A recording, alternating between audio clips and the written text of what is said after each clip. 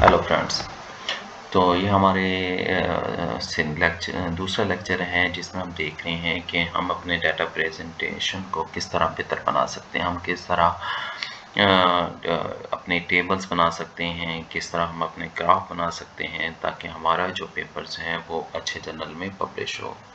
मैंने आपसे पिछले लेसन्स में भी डिस्कस किया था कि अगर आपके डाटा प्रेजेंटेशन सही नहीं है, आपके टेबल सही नहीं बनी हुई, आपके ग्राफ सही नहीं बने हुए, तो एडिटर को अंदाज़ा हो जाता है कि आपके पेपर्स की क्वालिटी क्या होगी।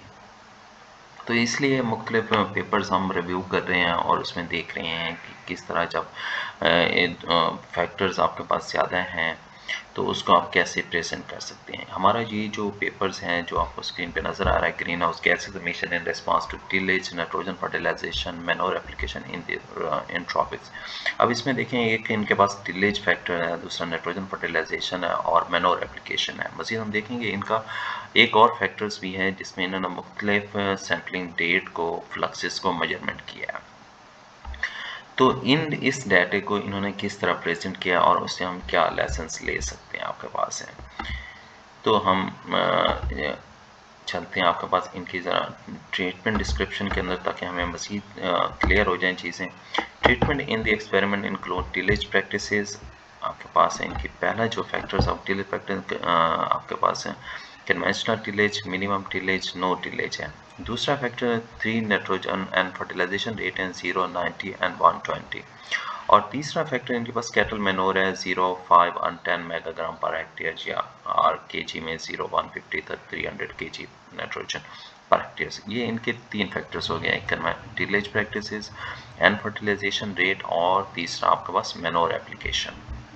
अब इनके पास एक और फैक्टर्स भी है, वो आपके पास है ये CO2, N2 and CR flux were measured immediately after planting and fertilization and at 1 week interval therefore through maize growing season in 2018 and 2019। इनका चौथा फैक्टर ये है कि इन्होंने मुख्तलिफ डेट पे ये मुख्तलिफ CO2, N2 और CH4 फ्लक्सेस को मेजर किया। तो हमारे पास अब कितने फैक्टर्स हो गए इसमें इस पेपर के लिहाज से, conventional tillage, nitrogen rates, manure rates and fourth factor is the sampling date। तो चार को अब हम इनका पढ़ते हैं कि इन्होंने कौन सा मॉडल यूज़ किया अपने डाटे के लिए।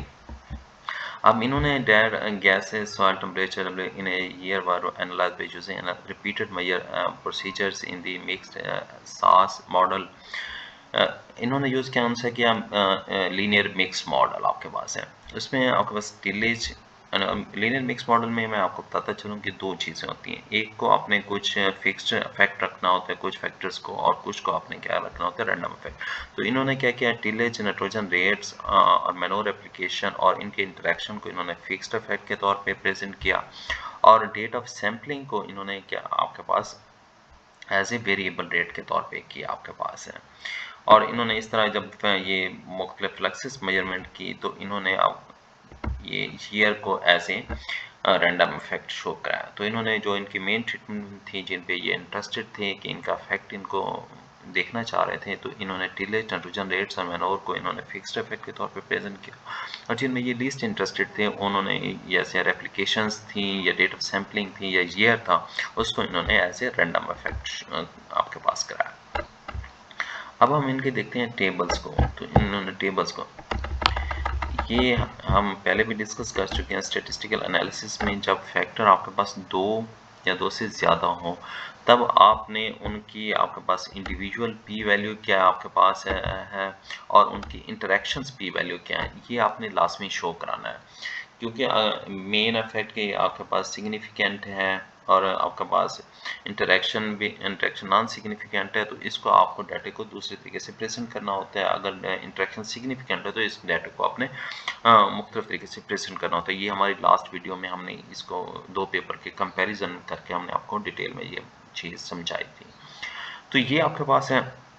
तो अब ये इन्होंने soil temperature, WIP, CO2 flux, N2 flux, CH4, तो ये इन चार पैरामीटर्स के इन्होंने आपको एक पी वैल्यू की टेबल बनाई जिन्होंने इन्होंने सिंगल टेम्परेचर का मेन इफेक्ट, टिलेज का मेन इफेक्ट, नाइट्रोजन का मेन इफेक्ट, टिलेज और नाइट्रोजन के इंटरेक्शन इफेक्ट की पी वैल्यूज, मैनोर की, इसी तरह टिलेज के साथ मेनोर का इंटरेक्शन, फिर टिलेज मेनोर और नाइट्रोजन का इंटरेक्शन, फिर डी आपके पास सैम्पलिंग डेट का, फिर सैम्पलिंग डेट का मतलब फैक्टर के साथ इंटरेक्शंस की टेबल। तो ये पी वैल्यू टेबल्स इन्होंने अलग शो कराई आपके पास।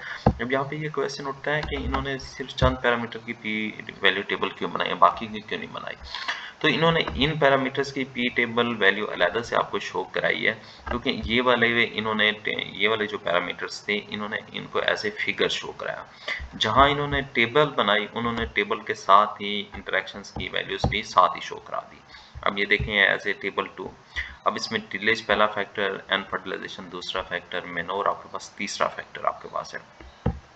तो ये देखें आपके पास। अब यहाँ से भी हम देख सकते हैं कि टिलेज का इफेक्ट सिग्निफिकेंट है, लेस देन वैल्यू 0.01 है, और एन रेट का आपके पास इफेक्ट नॉन सिग्निफिकेंट है, टिलेज और नाइट्रोजन का भी नॉन सिग्निफिकेंट इफेक्ट है।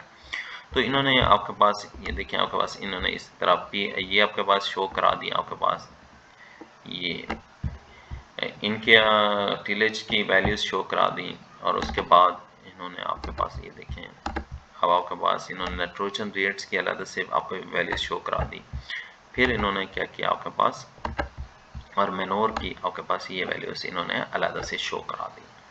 तो ये आपने देखा कि जब इंटरेक्शन नॉन सिग्निफिकेंट है तो सिर्फ मेन वैल्यूज पे आपके पास टिलेज प्रैक्टिसेस की, एन फर्टिलाइजेशन की और मेनोर एप्लीकेशन की वैल्यूज शो कराएं, और पी वैल्यूज की टेबल इन्होंने अलग से नहीं बनाई, बल्कि इन्हीं पैरामीटर्स के इसमें आपके पास इसके अंदर इन्होंने इसकी पी वैल्यू मेन की और इंटरेक्शंस की सबकी पी वैल्यूज इन्होंने इधर ही आपको शो करा दी है। तो ये देखें आपके पास जब 3 फैक्टर डाटा होता है और जब उसमें इंटरेक्शन आपके पास नॉन सिग्निफिकेंट है तो आप अपने डाटा की प्रेजेंटेशन इस तरह कर सकते हैं आपके पास है। अब उसके बाद ये देखें आपके पास ये इन्होंने अब फिगर्स किस तरह बनाई। फिगर्स इन्होंने आपके पास ये आपके पास सैम्पलिंग डेट थी वो एक्सेसिस पे रख दी आपके पास। उसके बाद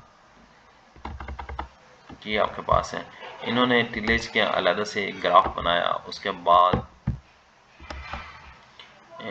इन्होंने आपके पास एन रेट्स का अलग से ग्राफ बनाया आपके पास, ये आपके पास एन रेट का अलग से ग्राफ बनाया, और मेनोर एप्लीकेशन का ग्राफ इन्होंने अलग से शो कराया आपके पास। तो ये इन्होंने ग्राफ अलग से बनाया कन्वेंशन टिलेज का, नाइट्रोजन फर्टिलाइजेशन का, मेनोर एप्लीकेशन का, और आपके पास ये इन्होंने सैम्पलिंग डेट्स का। तो इन्होंने ये देखें आपके पास ये चारों फैक्टर्स को आपके पास शो करा दिया कि जैसे हमने ऊपर डिस्कस किया था मटेरियल मेथड में। टिलेज प्रैक्टिसेस का पहला फैक्टर आ गया, एन फर्टिलाइजेशन का फैक्टर आ गया, मेनोर एप्लीकेशन का फैक्टर आ गया, और उसके बाद स्टेट ऑफ सैम्पलिंग को। तो इन्होंने चारों चीज़ों को, चारों फैक्टर्स को आपकी फिगर्स के अंदर शो करा दिया।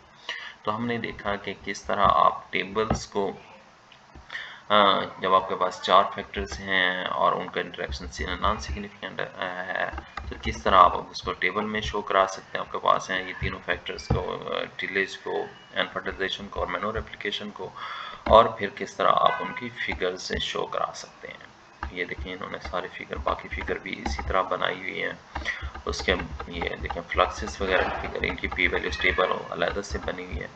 तो ये आपके पास इस तरह आप अपने डाटा की प्रेजेंटेशन कर सकते हैं।